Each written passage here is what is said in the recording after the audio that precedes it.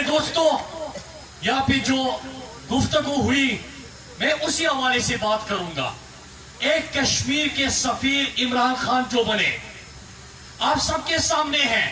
हमने यहाँ पे वो मनाजिर भी देखे कि जब राज्यों उन लोगों को भी देखा कि जो सजन जमताल को बगैर वीजा किए मरी बुलाते रहे, और जब आपने सवाल पूछा, हमने सवाल पूछा, कहा गया कि जाती ताल्लुकात है।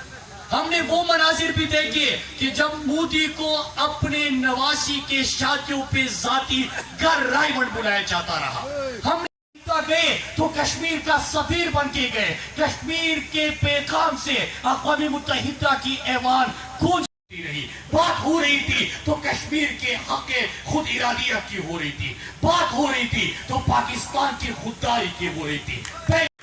और ये मनाजिर देखने के बाद मैं तो यही कहूंगा कि कुछ भी न कहे, गर्ज तलबगार बहुत है। कुछ भी न कहे, गर्ज तलबगार बहुत है। उस शख्स का क्या कीजिए, खुददार बहुत है। मेरे पाकिस्तानियों, अभी यहाँ पे एक फोन कॉल की बैरिस्टर साहब ने बात की। आज़म है जो गैरत की बात करता है, जो खुददारी की बात करता है, जो नो मोर की बात करता है। मेरे पाकिस्तानियों, दूसरी बात इसी हवाले से, डडियाल के बहुत सारे हमारे बाहर दुनिया में रहने वाले लोग हैं, बहुत सारे यहाँ पे ओवरसीज हैं जो मेहनत मजदूरी करते हैं।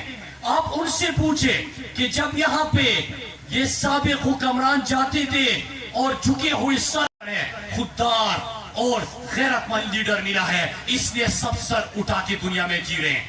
एक और अहम इशू मेरे डडियाल के लोगों, हमने एक फैसला किया, इमरान खान ने और अली अमीन गंडापुर साहब ने भी, कि जितने भी हमारी ओवरसीज हैं उनको वोट का हक मिलना चाहिए।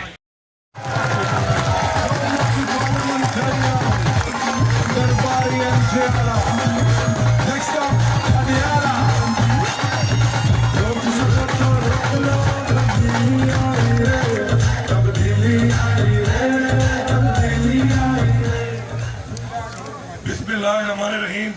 इय्याका नअबुदु व इय्याका नस्तईन। भाइयों, नौजवानों, अस्सलाम वालेकुम। सबसे पहले यहाँ पे उम्मीदवार है वो एक अजीम हस्ती चौधरी मोहम्मद यूसुफ साहब का जानशीन। उसके बाद जो हुकूमतें आई उन्होंने नजरअंदाज किया डडियाल को। तो इंशाअल्लाह आज जो हमारा उम्मीदवार है जनाब